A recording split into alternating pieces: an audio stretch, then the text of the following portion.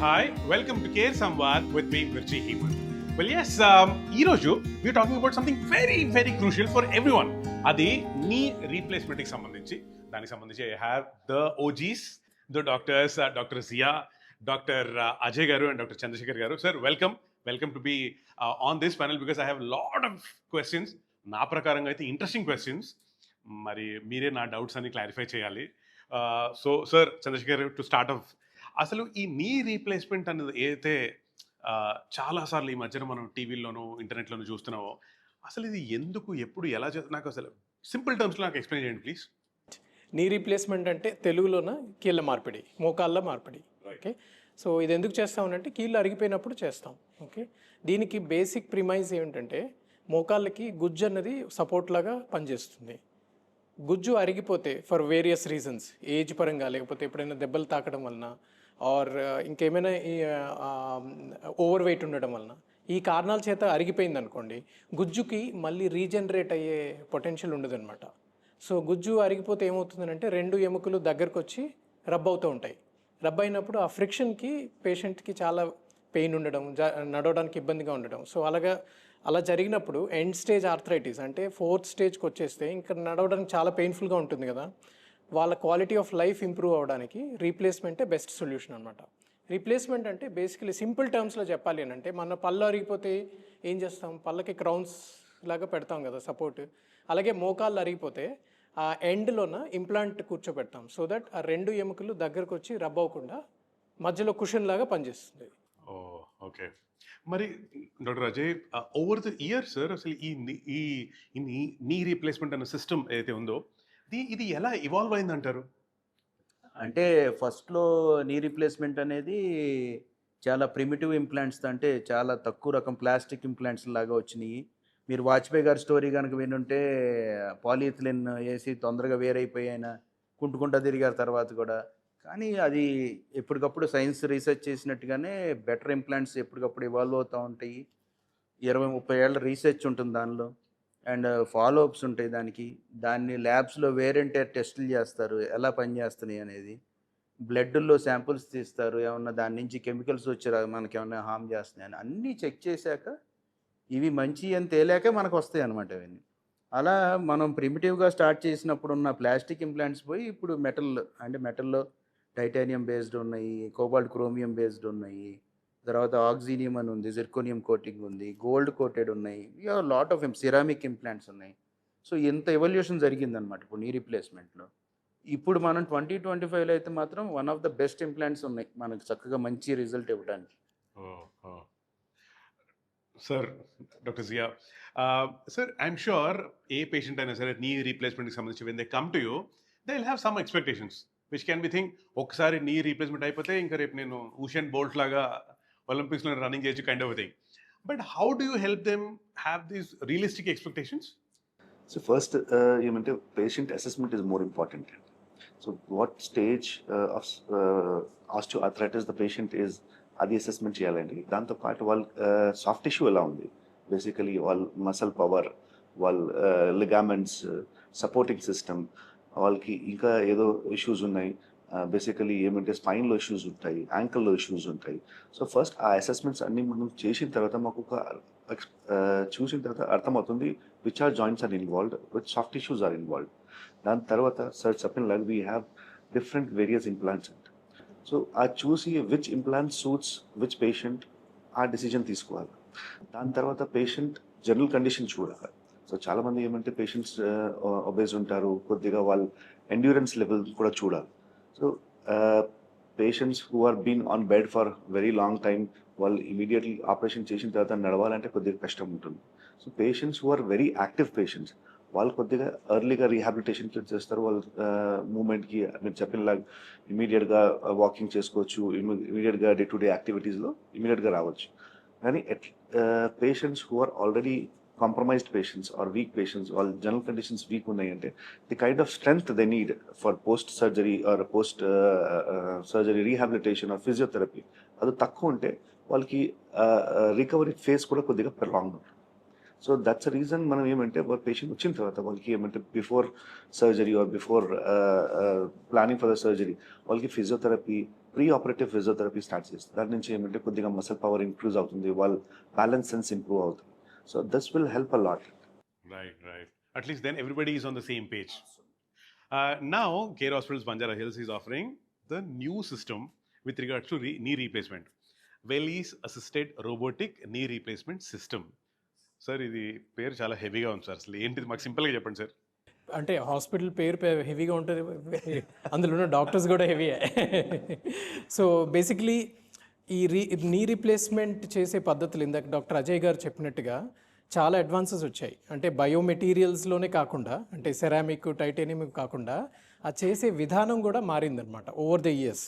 ఇదంతా technological advancements. Technology మేము కూడా వాడుకుంటాం, అందరూ వాడుకున్నట్టే డాక్టర్స్ కూడా వాడతాం, but for good purpose.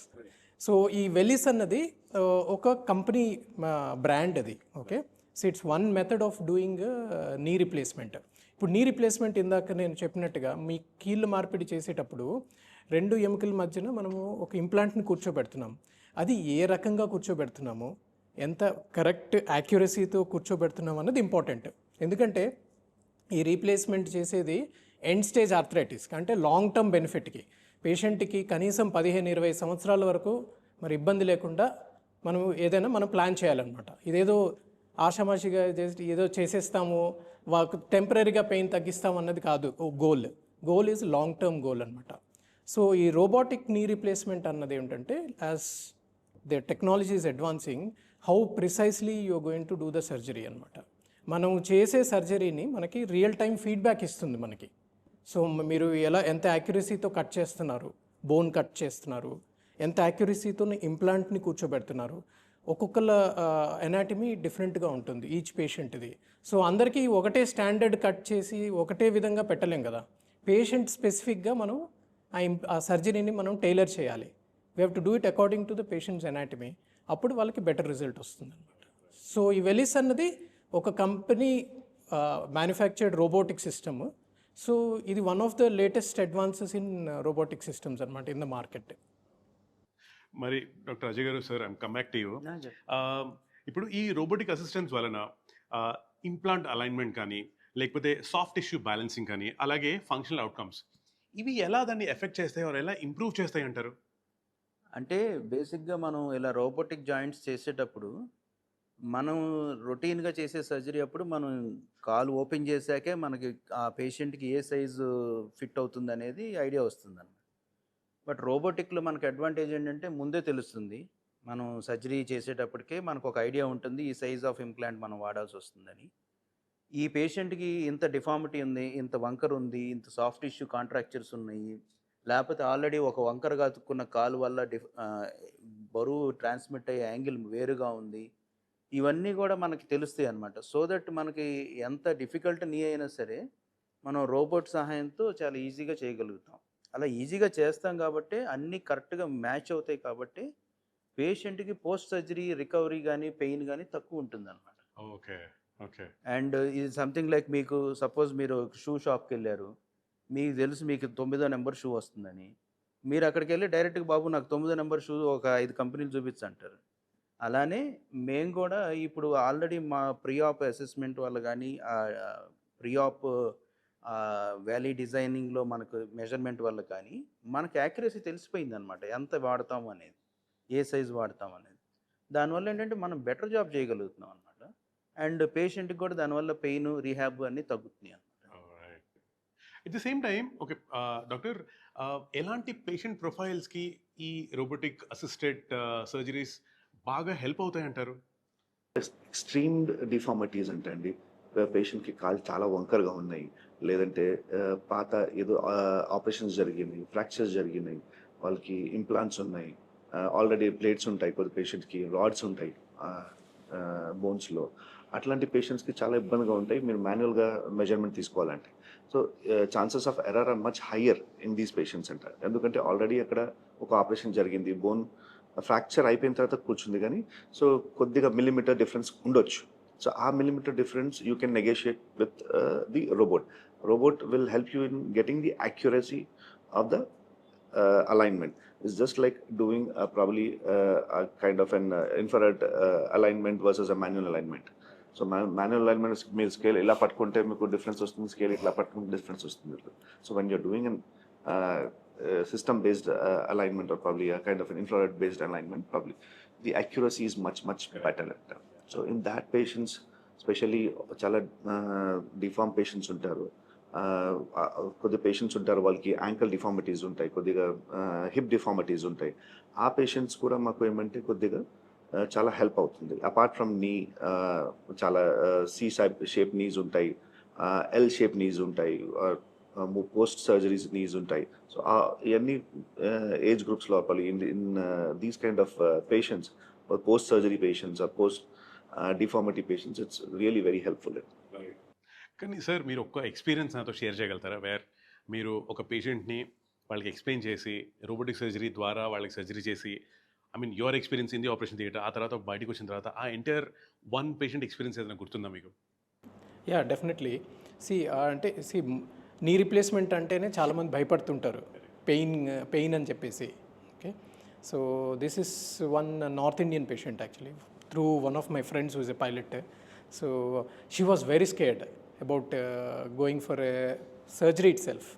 And then but eventually because they got convinced, ఎందుకంటే చాలా పెయిన్ ఉంది, there is no other alternative కాబట్టి. So she wanted to have a robotic surgery. This is when I was in a different hospital when I did a robotic knee replacement. So I reassured her, see, this is my responsibility, you're my patient, you're known to me అని చెప్పేసి, believe me అని చెప్పేసి I reassured her, got her surgery done, and at the end of the day she's so happy now. She keeps sending patients to me. వాళ్ళ friends ఉన్నారు, అంటే they are actually from north but they are settled here. So రీసెంట్గా ఒక hip కూడా చేశాను, వాళ్ళ మదర్కి చేశాను. She had a fall and then she had to replace her hip. So she's back in Chandigarh now. So that's how you build trust with the patients అనమాట. వీళ్ళందరూ ఇళ్లలో మీ ఫోటో పెట్టుకుంటారు కాబట్టి ఆ ఫోటో పెట్టుకుంటే వద్దులంటే దేవుళ్ళకి సమానం కాదు. ఎందుకంటే at the end of the day what I want to convey is, see, God-given knee joint is the best so far, and whatever we are doing is like a salvage thing, okay? I can never replace a natural knee joint to its original condition. So that is very important to explain to the patient so that they have some realistic expectations. So we are trying to improve a very bad situation. Salvage లాగా చేస్తున్నాం, అంతేగాని చేస్తే మంచిదే. కొంతమంది పరిగెత్తే వాళ్ళు కూడా ఉంటారు కొంతమంది, if they are very motivated. So there is one more patient of mine, day 1 ఆమె ఇంకా కాలు మఠం వేసుకుని కూర్చుంది అనమాట, ఫోటో పెట్టింది నాకు.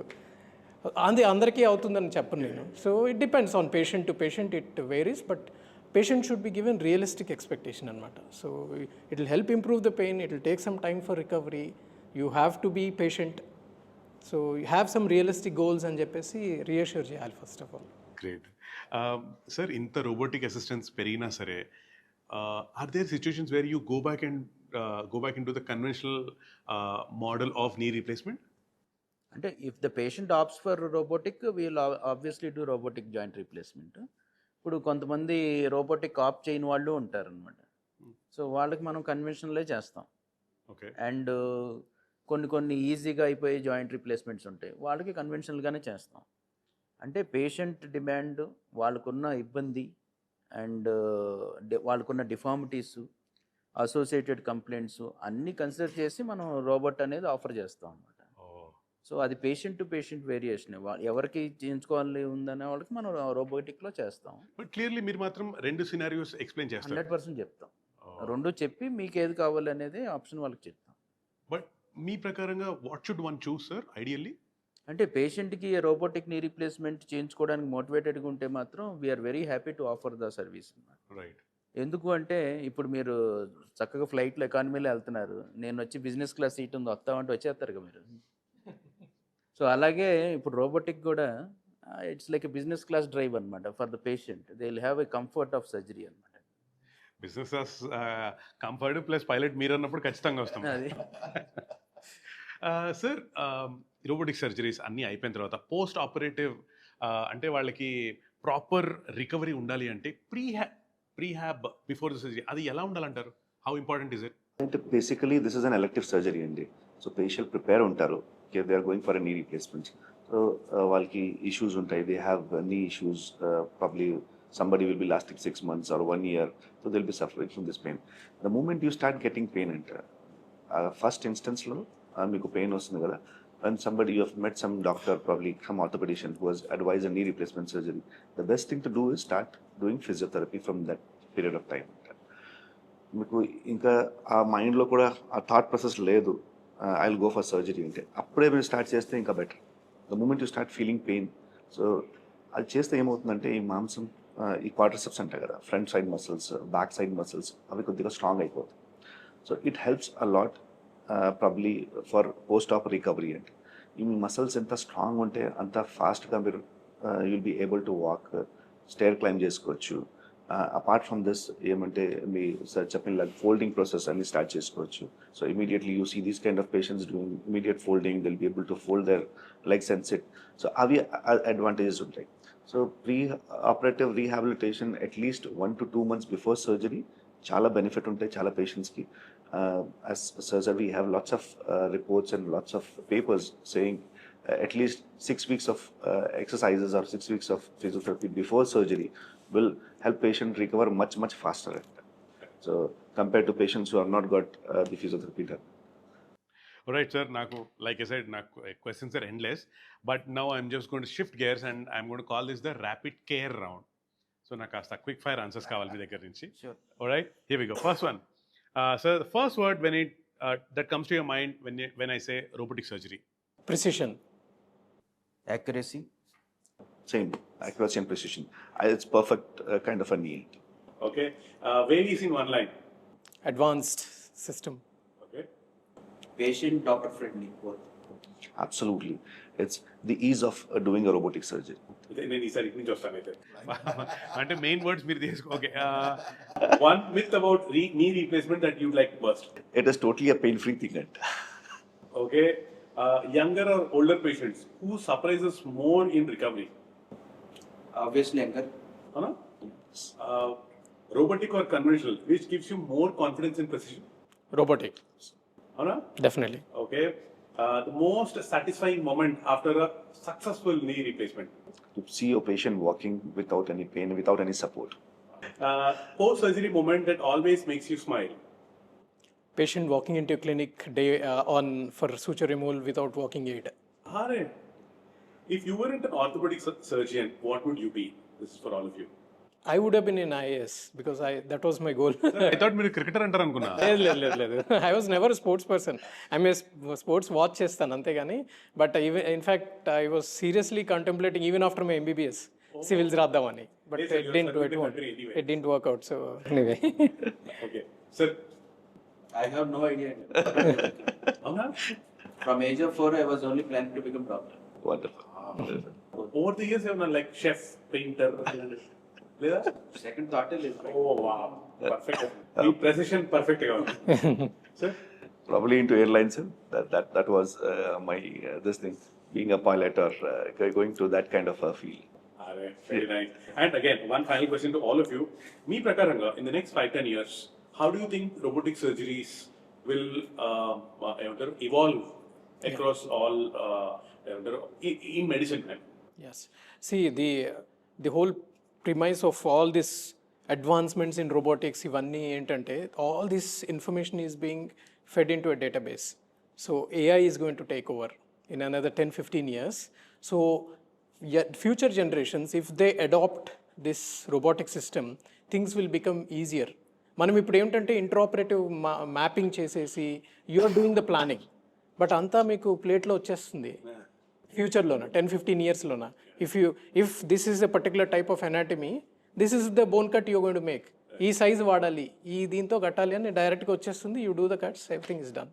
సో గోయింగ్ ఫార్వర్డ్ సార్, ఇంకా రోబోటిక్ సర్జరీలు తప్ప ఈ నీ రీప్లేస్మెంట్ వేరే సిస్టమ్ ఉండదంటారా? I don't think so. Nothing can replace robotic. అవునా? Yeah. That will be the only way forward. Yeah. Wow. Sir, sir, how do you think it will evolve? As sir said, like probably it's going to evolve a lot because still there is lots of scope for improvement in robotic surgery. This is what we are seeing is probably a generation 2 of robo. Probably it will evolve even hugely probably. I think like it becomes more of an kind of an remote assisted surgeries also. So that might be the future. Apart from this, the concept of knee replacement is going to change. There are lots of research which is going to is happening in the recent period, where probably we may not need knee replacements also. There might be some different solutions. So which is still under study, and probably we never know. Probably we'll not be able to use these implants and all those things. We might have a different system altogether. We may able to regenerate the cartilage. We may be able to regenerate your liquids. We may be able to manage your pain without doing a surgery. So there are lots of things which are happening. So whichever is more promising and whichever is giving better results, probably that thing will take over knee replacement. Wow. Sir, thank you so much, Andy. Permission, can I add something? Sir, without my permission, see, as a clinician, as a responsible person, when the whole public is watching, what we want to convey is that we don't want to convey a message that robotic system is the only system for doing a replacement. Still, the vast majority of replacements across the globe are non-robotic. And కొత్త వాళ్ళకి మేము చెప్పేది ఏంటంటే, you should get familiarized with your manual techniques. Only then you will be able to understand robotic system better అనమాట. This is only one way of doing it. That is not the only way of doing the system. And I won't say that is foolproof, entirely foolproof అని ఏమి ఉండదు ఎప్పుడు. దాంట్లో ఉండవలసిన కష్టాలు వాటికి ఉంటాయి అనమాట. There's a big learning curve. It's not that you start doing replacements and want to do a robotic on day one అంటే it is not a correct thing to do. You need to familiarize with non-robotic system, understand the principles of doing the surgery, then only take up robotic. Robotic system is an added advantage ante. It doesn't mean that is the only way of doing it. This is not our premise or purpose of doing this. We don't want to convey this false message that only robotic చేయించుకోవాలని ఏమంటలేదు. Robotic చేయించుకుంటే మంచిది, ఎందుకంటే దానికి ఉండాల్సిన advantages ఉన్నాయి. అది కరెక్ట్గా చేయాలి ఏదైనా సరే. పర్ఫెక్ట్ ఎండింగ్ ఇచ్చారు మీరు అసలు. Thank you so much doctor Chandrashekar. Thank you so much Ajay garu. Thank you so much doctor Zia. This is Care Samvad with Mirchi హీమన్.